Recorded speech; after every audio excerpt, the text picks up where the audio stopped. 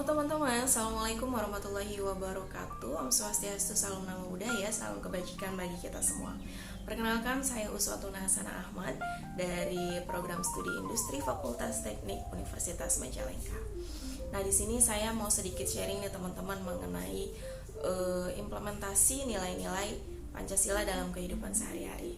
Yang seperti sudah kita ketahui, Pancasila merupakan ideologi atau prinsip dasar di negara kita yang menjadikan negara kita tetap utuh dan satu. Nah, prinsip yang pertama adalah prinsip ketuhanan. Sudah jelas kaitannya berarti dengan agama ya. Di negara kita terdapat berbagai macam agama, ada Islam, Kristen, Katolik, Hindu, Buddha, dan lain-lain.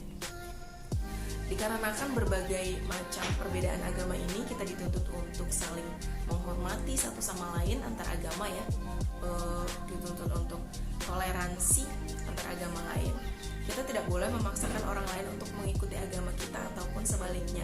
Kita juga harus menganut atau meyakini Tuhan kita satu sama lain gitu.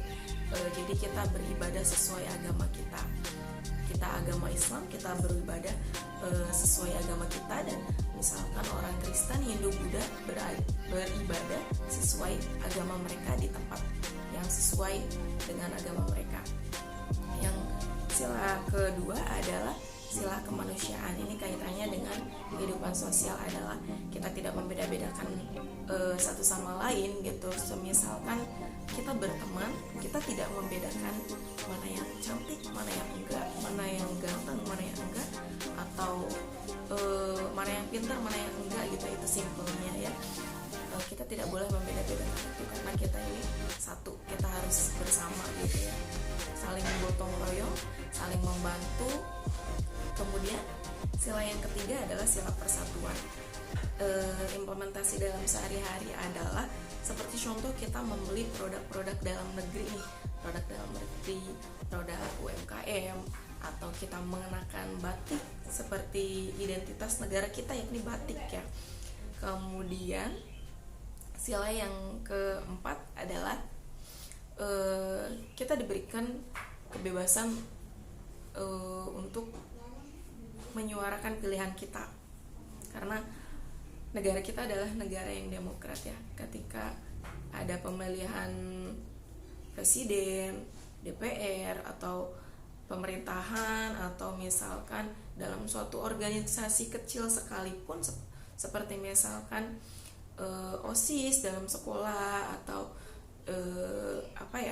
Karang Taruna di dalam desa kita gitu, kita diberikan hak untuk memilih gitu, tidak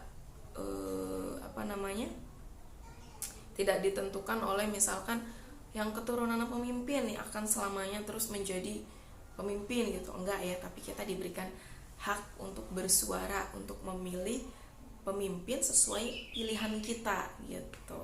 Kemudian asas yang terakhir adalah asas keadilan sosial bagi seluruh rakyat Indonesia.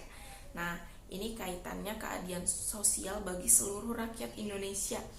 Berarti kaitannya dengan hak dan kewajiban kita sebagai warga negara nih. Kita sebagai warga negara mendapatkan hak, tetapi dengan cara kita memenuhi kewajiban kita sebagai warga negara gitu. Seperti contoh, kita membayar pajak, kita memiliki kendaraan, atau kita memiliki bangunan, atau kita memiliki sesuatu, kita membayar pajak sesuai ketentuan yang telah ditentukan ya. Karena misalkan pajak kendaraan untuk apa? Kita di dalam negara kita mendapatkan fasilitas jalan, perjalanan seperti jalan tol misalkan, kita diberikan fasilitas itu. Cuma kita harus tetap menaati aturan dengan membayar pajak gitu. Dan hak-hak dan kewajiban lain kita sebagai warga negara yakni menjaga negara agar tetap utuh, menjadi satu kesatuan ya. Kita menghindari sikap radikal ya untuk menjaga kesatuan. Mungkin masih banyak ya implementasi nilai atau asas Pancasila dalam kehidupan sehari-hari lainnya. Hanya saja mungkin di kesempatan kali ini hanya sedikit saja atau singkat saja yang bisa saya sampaikan gitu. Ya, terima kasih teman-teman udah sharing bersama saya. Mungkin cukup sekian dari saya. Assalamualaikum warahmatullahi wabarakatuh.